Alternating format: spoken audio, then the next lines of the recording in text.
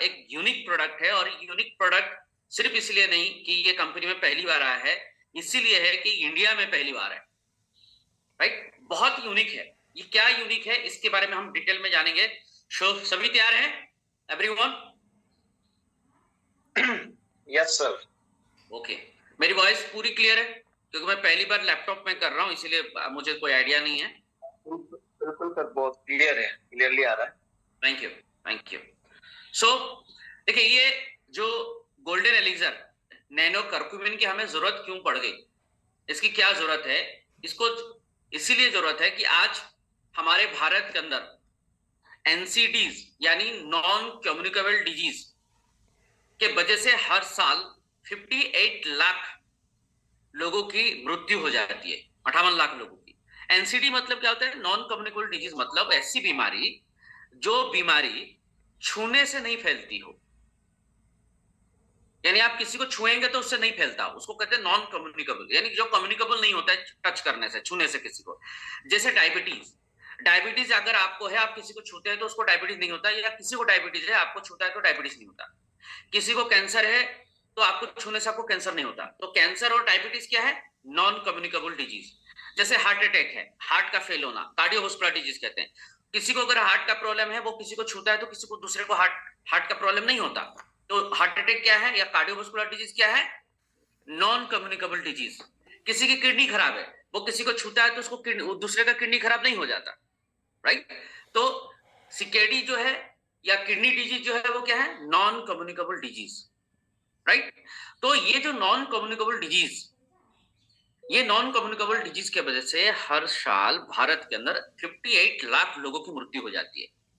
और world wide जितनी मृत्यु होती है नॉन कम्युनिकेबल डिजीज से, अगर आप देखेंगे लगभग, तो मृत्यु जो 70% जो डेथ है, right, non communicable disease, right, हो रही है आज पूरे वर्ल्ड के अंदर। उस पे अगर हम बात करें 61%, जो 70% जो डेथ होगी टोटल, और सारी बीमारियों में जो डेथ होती है उसमें से 70% नॉन कम्युनिकेबल डिजीज की वजह से होती है वर्ल्ड वाइड, और उसका 61% जो डेथ है वो भारत के अंदर होता है। और 61% के डेथ जो होती है भारत के अंदर, उसमें 23% जो डेथ है वो डेथ होता है प्रीमच्योर डेथ। प्रीमच्योर डेथ यानी जिनकी उम्र लगभग 30 साल के अंदर होती है। समझ में आ रहा है सर? 30 साल के अंदर जो डेथ होती है वो 23% डेथ होती है नॉन कम्युनिकेबल डिजीज की वजह से।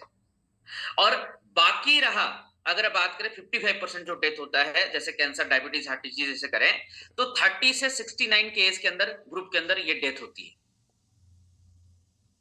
राइट। इसको कहते हैं नॉन कम्युनिकेबल डिजीज। ये बहुत ही खतरनाक है क्योंकि ये शरीर के अंदर अपने आप, आज की हमारी जो लाइफस्टाइल है, जो हमारी रहन सहन है, आज के इस जो सिनेरियो है भारत का, जो हमारा खान पान, रहन सहन, दिनचर्या है, उसके वजह से ये होती है, और इसको लाइफस्टाइल डिजीज भी कहा जाता है, राइट। अब ये जो नॉन कम्युनिकेबल डिजीज जिसे हम बात कर रहे हैं, कार्डियोवास्कुलर डिजीज है, रेस्पिरेटरी डिजीज है यानी फेफड़ों की बीमारी, कैंसर है, डायबिटीज या स्ट्रोक है, ये जो मेन 5 टाइप ऑफ बीमारी, ये नॉन कम्युनिकेबल डिजीज जो सबसे ज्यादा आज पूरे भारत के अंदर हो रही है, वर्ल्ड वाइड हो रही है, राइट। अब इसके पीछे जो होने का जो कारण है वो है क्या? एक होता है एयर पोल्यूशन, वायु प्रदूषण भी हो रही है। दूसरा स्ट्रेस एंड मेंटल है, लोग बहुत तनाव में है, कंपटीशन है, राइट, जरूरतें पूरे करना, पैसा कमाना, राइट, सपने पूरे करने में बहुत स्ट्रेस और तनाव चल रहा है, राइट। नशीली चीजों का इस्तेमाल करने की वजह से भी ये नॉन कम्युनिकेबल डिजीज बहुत ज्यादा हो रही है। Unhealthy diet and nutrition, proper भोजन नहीं करना, राइट, अनहेल्दी जो हम भोजन कर रहे हैं उस पे न्यूट्रिशन की कमी होना, राइट। और साथ ही साथ क्या है? फिजिकल इनएक्टिविटी, यानी शारीरिक श्रम नहीं करना या शारीरिक कोई एक्टिविटीज नहीं होना, यानी एक्सरसाइज नहीं करना, योगा, प्राणायाम, किसी तरह का फिजिकली एक्टिविटीज नहीं होना, और साथ ही साथ अल्कोहल का भी इस्तेमाल करना। ये मुख्य 6 तरह के ऐसे कॉज हैं, कारण हैं, जिसके वजह से ये नॉन कम्युनिकेबल डिजीज जो है बहुत तेजी से भारत के अंदर फैल रही है। और हर साल, जैसे हमने अभी थोड़ी देर पहले बात की, कि 58 लाख लोगों की डेथ हो जाती है इस नॉन कम्युनिकेबल डिजीज की वजह से, और ये इसके कारण है, राइट। अब इस पे जो मेटाबॉलिक रिस्क फैक्टर है अगर हम बात करें, इसमें सबसे देखो type 2 diabetes, high blood pressure, heart disease है, स्ट्रोक है, राइट, ब्रेन का प्रॉब्लम है, राइट, ऑर्थोआर्थराइटिस है, कैंसर है, फैटी लीवर है, गॉल ब्लैडर की डिजीज है, हाई कोलेस्ट्रॉल है।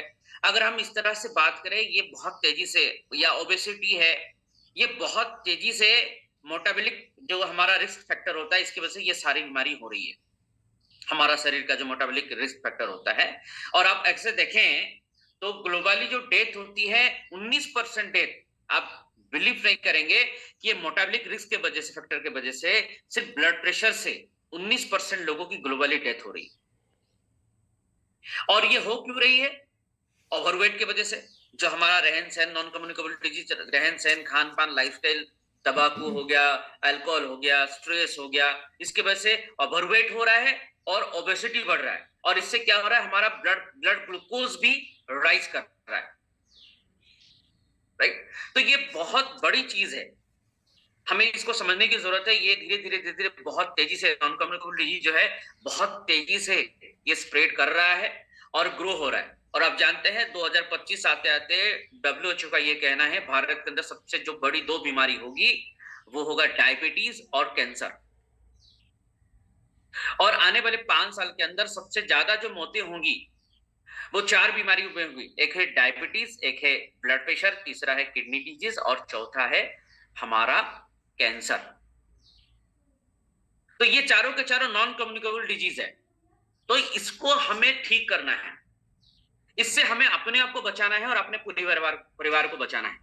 कितने लोग चाहते हैं कि ये सारी बीमारी हमें ना हो, हमारे परिवार को ना हो, और अपने परिवार को ये बड़ी से बड़ी बीमारी से हम बचाना चाहते हैं। आने वाले समय में लाखों हजारों करोड़ों रुपए की दवाई से, ऑपरेशन से, सर्जरी से अपने को बचाना चाहते हैं। अगर बचाना चाहते हैं यस तो टाइप करिए यस, मैं बचाना चाहता हूं,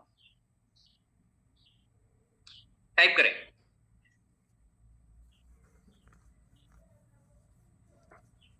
राइट, अगर हम बचाना चाहते हैं तो इसका सॉल्यूशन क्या है, जानना चाहेंगे? इसका सॉल्यूशन है, क्या है? Curcuma लोंगा plant. करकुमा लोंगा प्लांट, ये क्या नया नाम सुन रहे हैं? नहीं, ये नया नाम नहीं है, ये हमारा सबका घरेलू नाम है। ये बोटेनिकल एक, मैं कहूं ये नाम है, अंग्रेजी नाम है, इस पे घबराने वाली बात नहीं। करकुमा लोंगा जो प्लांट है ये कुछ नहीं है, हमारे घर में इस्तेमाल होने वाले जो हल्दी है उस हल्दी का पौधे को कहते हैं करकुमा लोंगा, जो हमारे अगल बगल में गांव घर में पौधा भी उगता है। लोग खेती भी, आज हमारे अगल बगल में खेती होती है, राइट। तो ये जो हल्दी का पौधा है, इसका जो जड़ है, हल्दी के पौधे को कहते हैं करकुमा लोंगा। इसके जड़ जो है तो उसको हम छबी जानते हैं, सूख जाता है तो हम इसको हल्दी कहते हैं। और इसका पाउडर करके हम इसको अपने घर में रसोई में इस्तेमाल करते हैं, जिसको हम टर्मरिक पाउडर करते हैं, हल्दी पाउडर करते हैं, राइट। आपके स्क्रीन में आपको दिख रहा है। तो ये हल्दी पाउडर ही हमारे इस नॉन कम्युनिकेबल डिजीज से हमें बचा सकता है, राइट। हमारे परिवार को हजारों लाखों रुपया खर्चा करने से, ऑपरेशन से, दवाइयों से, हॉस्पिटल जाने से बचा सकता है। कैसे? राइट, चलिए कैसे हम जानते हैं इसको। ये करकुमा लोंगा प्लांट या जो हल्दी है ये कैसे हमें बचा सकता है, पहले इसकी हिस्ट्री समझते हैं। ये जो हल्दी की हम बात कर रहे हैं ये हमने कब से जाना? जब हम पैदा हुए, जब से हमने खाना पीना सीखा, जब से हम बोलचाल सीखा, जब हम समझने सीखे, तब हमारे मम्मी पापा ने हमें हल्दी डाल के दाल सब्जी सब चीजें हमें खिलाई, तो हमें जाने की ये हल्दी, ये सब्जी पीली क्यों होती है, या जो पीला पाउडर डालते हैं तो हम पूछते थे ये क्या था, तो बोलते हैं हल्दी। लेकिन ये हल्दी हम आज से 20 साल, 30 साल, 40 साल, 50 साल पहले हमें ये समझ में आया, देखा, हमने समझा इसका नाम हल्दी है, ये सब्जियों में डाला जाता है। लेकिन एक्चुअली ये हल्दी जो है, ये हल्दी कब से है, इसकी हिस्ट्री क्या है, इसको समझते हैं, तब हम जान पाएंगे ये कितनी पावरफुल है और कितनी जरूरत है। इसको क्यों एलिक्सर कहा जाता है, एलिक्सर मतलब अमृत क्यों कहा जाता है, चलिए हम समझते हैं। ये जो हल्दी है, ये हल्दी की अगर इतिहास की बात करें, हमारे सबसे पुरातन ग्रंथ 2500 BC में ये लिखा गया था। कौन सा ग्रंथ में? ऋग्वेदा में। इसके जो हमारे हिंदू स्क्रिप्चर है, राइट, ये जो ग्रंथ है, इस ग्रंथ के अंदर इसका उपयोग और इसके महत्व, इसके गुणों के बारे में लिखा गया है। कब से लिखा गया है? 2500 BC में। सोच के देखिए कितना पुराना, कितना पुरातन जो हमारा वेद है, उस वेदों के अंदर इसकी व्याख्या की गई है, इसके बारे में वर्णना की गई है, इसके बारे में बताया गया कि ये हल्दी और इसके गुणों के बारे में ये कितना पावरफुल है, राइट। ये खास करके हमारे आयुर्वेद के अंदर, आयुर्वेद 5000 साल पुराना जो विज्ञान है, ज्ञान है हमारा, मुनि ऋषियों का ज्ञान है, उसके अंदर आयुर्वेद में इसको एज ए मेडिसिनल प्रॉपर्टी के रूप में, मेडिसिन के रूप में इसका उपयोग करते आ रहे हैं, एज ए एंटी इंफ्लेमेटरी और एंटीऑक्सीडेंट के रूप में। तो ये कितना पुराना इसके बारे में स्क्रिप्चर है, आप सोच के देखिए, राइट। उसके साथ साथ सिर्फ हमारे वेदों में नहीं, हमारे वेदों के साथ साथ ट्रेडिशनल चाइनीज मेडिसिन, टीसीएम कहते हैं, ये 1000 बीसी में इसके बारे में लिखा गया है, राइट। शेनोंग बिंग शाओ जिंग करके चाइनीज मेडिकल टेक्स्ट बुक है, जिसके अंदर इसकी उपयोग और इसका बेनिफिट के बारे में बताया गया है। उसमें भी इसके बारे में जैसे लिखा गया कि ये डाइजेस्टिव इशू, इन्फ्लामेशन जैसे सूजन में, राइट, और all type of skin condition में, प्रॉब्लम में इसका उपयोग किया जाता है, इसका उपयोग होता है करके उसके बारे में उसमें भी बताया गया है। सिर्फ इतना ही नहीं, अगर हम आगे बात करें इतिहास की बात पे, मिडिल ईस्ट एंड मेडिटेरियन जैसे हम कहेंगे, जो क्या बोलते हैं मॉडर्न मेडिसिन के जो फादर कहते हैं, गॉड फादर कहते हैं, राइट, जिनको हम कहते हैं ग्रीक फिजिशियन है हिपोक्रेट्स, जिन्होंने मेडिसिन की दवाई की इजाद किया, उन्होंने भी अपने बुक में लिखा है टर्मरिक के बारे में, राइट। बहुत बड़े रूप में इन्होंने बताया इसके बारे में कि ये कैसे उपयोग किया जाता है और इसके उपयोग से कितना इंसान को फायदा हो सकता है, ह्यूमन को शरीर में कितना फायदा हो सकता है, कैसे उनको बीमारियों से बचा जा सकता है, और अपने घर में इसको उपयोग करके, राइट, अपने भोजन में उपयोग करके कैसे हम ऐसे दवाई के रूप में अपने शरीर को बचा सकते हैं, ठीक कर सकते हैं दवाई के रूप में लेके भोजन में, राइट। तो इस तरह से अगर हम बात करें, इसकी हिस्ट्री की बात करें, एक्चुअली ये आइडेंटिफाई कब हुआ, ये तो हमारे स्क्रिप्चर में लिखा गया था, ग्रंथों में लिखा गया था, चाइनीज मेडिसिन में लिखा गया था, हिपोक्रेट्स ने बताया था। लेकिन इसके बारे में जब मॉडर्न मेडिकल साइंस ने बहुत इसके बारे में स्क्रिप्चर को पढ़ा, सारी चीजों को पढ़ा, तो इसके बारे में खोजबीन हुई कि एक्चुअली ये हल्दी में ऐसे क्या गुण है जिसके बारे में इतनी व्याख्या आयुर्वेद के अंदर की गई, इतना उपयोग किया जाता है चाइनीज मेडिसिन में और आयुर्वेदा के अंदर। तो जब देखा गया तो ये 1910 में एक्चुअली इसके केमिकल स्ट्रक्चर के बारे में आइडेंटिफाई किया गया, और 1970 और 1980 में इसको इसकी जो मेडिसिनल प्रॉपर्टीज है, राइट, इंटेंसिफाइड किया गया इसके बारे में कि यस, ये जो हल्दी है, ये हल्दी में एक प्रॉपर्टीज है, बायो एक्टिव कंपाउंड है, जिसका नाम है कर्कुमिन। एक्चुअली ये कर्कुमिन काम करता है। हम जो हल्दी खाते हैं, ये हल्दी के अंदर एक तत्व पाया जाता है जिसका नाम है कर्कुमिन।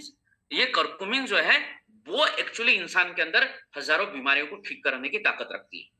इसकी खोज हुई 1980 के आसपास, 1970 से 1980 के आसपास, और आज कर्कुमिन वर्ल्ड वाइड फेमस है।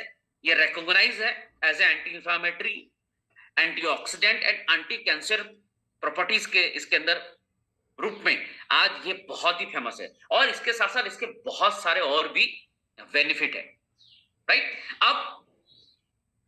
अब धीरे धीरे जैसे जैसे साइंस हमारी डेवलप करती गई, तब अभी ये 2000 में 1970-80 के बाद धीरे धीरे कर्कुमिन पर और बहुत सारे डेवलपमेंट हुई। जब नैनो टेक्नोलॉजी आई, तो नैनो टेक्नोलॉजी के माध्यम से इसको और ज्यादा इंप्रूव किया गया, इसकी बायो एवेबिलिटी को लेके, राइट, क्योंकि हल्दी तो हम रेगुलर यूज ही कर रहे हैं, हर व्यक्ति यूज कर रहा है, लेकिन सबसे इंपॉर्टेंट चीज है बायो एवेबिलिटी, यानी उस हल्दी के अंदर कितनी मात्रा में कर्क्यूमिन है, कितनी मात्रा में कर्क्यूमिन हम कितनी क्वांटिटी में लेते हैं हल्दी तो हमारे शरीर के अंदर मिलता है, या किस किस वातावरण में किस तरह का हल्दी किस एनवायरमेंट में होता है तो उसमें कितनी कर्क्यूमिन होती है, क्योंकि ये कर्क्यूमिन बहुत सारे थेरेपेटिक पोटेंशियल इसके अंदर है, बहुत सारे बीमारी को ठीक करने की, राइट। और इसकी बहुत सारे क्लिनिकल जो क्रोनिक डिजीज में इसमें बहुत सारे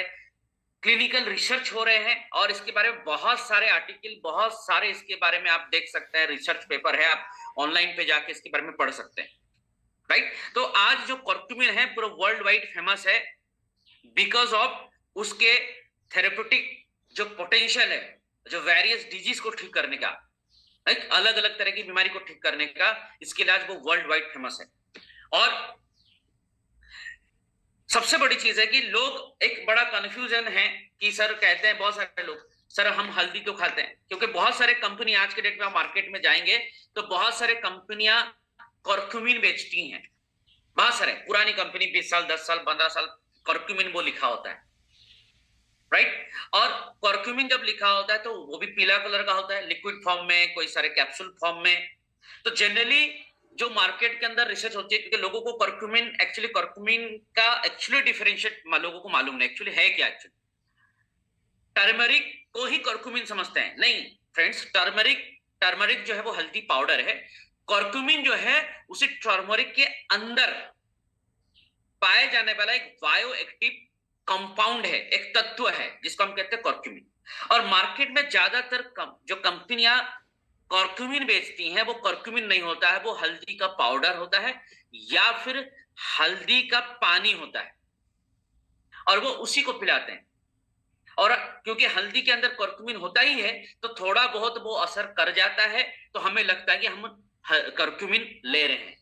लेकिन एक्चुअली अगर रियल करक्यूमिन हो तो करक्यूमिन का इफेक्ट बहुत पावरफुल होता है, राइट। तो जनरली जो करक्यूमिन जो एक्चुअली कल्टीवेट किया जाता है वो साउथ एशिया के अंदर ज्यादा कंट्री के अंदर इसको पाया जाता है। तो करक्यूमिन की अगर हम बात करें, जनरली जो हल्दी जब पैदा होता है, ग्रोथ होता है, रूट जो हल्दी, उस हल्दी के अंदर, पौधे के अंदर एक्चुअली करक्यूमिन की मात्रा 3% ऑफ वॉल्यूम होता है। अगर 100 ग्राम की हल्दी है तो उसमें 3 ग्राम जो है वो एक्चुअली उसके अंदर करक्यूमिन पाया जाता है। वो भी ऐसा नहीं कि हर हल्दी में 3 ग्राम नहीं मिलेगा। अब हल्दी किस वातावरण में, किस रीजन में, किस जगह पे पैदा हुआ वो भी डिपेंड करता है। जैसे आप देखेंगे इंडिया के अंदर हल्दी हर जगह पे होता है। झारखंड में भी होता है, उड़ीसा में भी होता है, छत्तीसगढ़ में भी होता है, बिहार में भी होता है, राइट। अलग अलग स्टेट पे होता है, लेकिन हर स्टेट के अंदर सेम करक्यूमिन नहीं मिलेगा। और इंडिया के अंदर सबसे हाईएस्ट करक्यूमिन अगर मिलता है किस स्टेट में, वो आप सभी जानते हैं या नहीं मुझे मालूम नहीं, वो आसाम के अंदर मिलता है, लोंगडांग कहते हैं। तो उस पे अंदर जो हल्दी मिलती है उस पे सबसे ज्यादा करक्यूमिन पाई जाती है इंडिया के अंदर, बाकी जगह पे नहीं मिलती। कहीं पे 1 ग्राम, कहीं पे 1 ग्राम होती है, 1%, कहीं पे 2%, कहीं पे 0.5% ऐसी होती है, राइट। अगर